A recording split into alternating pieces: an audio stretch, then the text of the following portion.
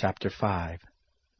It happened, when all the kings of the Amorites who were beyond the Jordan westward, and all the kings of the Canaanites who were by the sea, heard how the Lord had dried up the waters of the Jordan from before the children of Israel until we were passed over, that their hearts melted, neither was there spirit in them any more, because of the children of Israel. At that time the Lord said to Joshua, Make flint knives, and circumcise again the children of Israel the second time.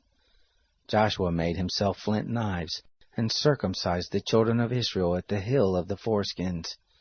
This is the cause why Joshua did circumcise all the people that came forth out of Egypt, who were males, even all the men of war, died in the wilderness by the way after they came forth out of Egypt.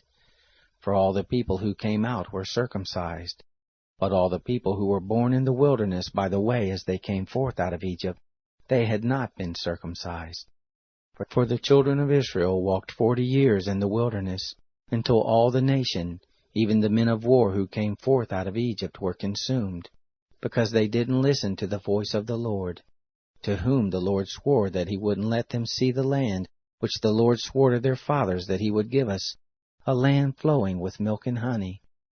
Their children, whom he raised up in their place, them did Joshua circumcise, for they were uncircumcised, because they had not circumcised them by the way.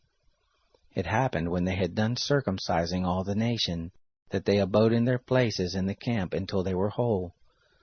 The Lord said to Joshua, This day have I rolled away the reproach of Egypt from off you. Therefore the name of that place was called Gilgal to this day. The children of Israel encamped in Gilgal, and they kept the Passover on the 14th day of the month, at even in the plains of Jericho.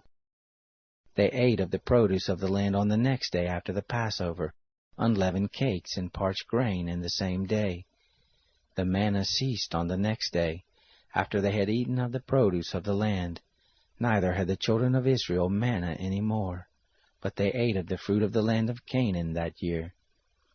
It happened, when Joshua was by Jericho, that he lifted up his eyes and looked, and behold, there stood a man over against him with his sword drawn in his hand. And Joshua went to him and said to him, Are you for us, or for our adversaries? He said, No, but as prince of the host of the Lord, I am now come. Joshua fell on his face to the earth and did worship, and said to him, What says my Lord to his servant? The prince of the Lord's host said to Joshua, Put off your shoe from your foot, for the place whereon you stand is holy. Joshua did so.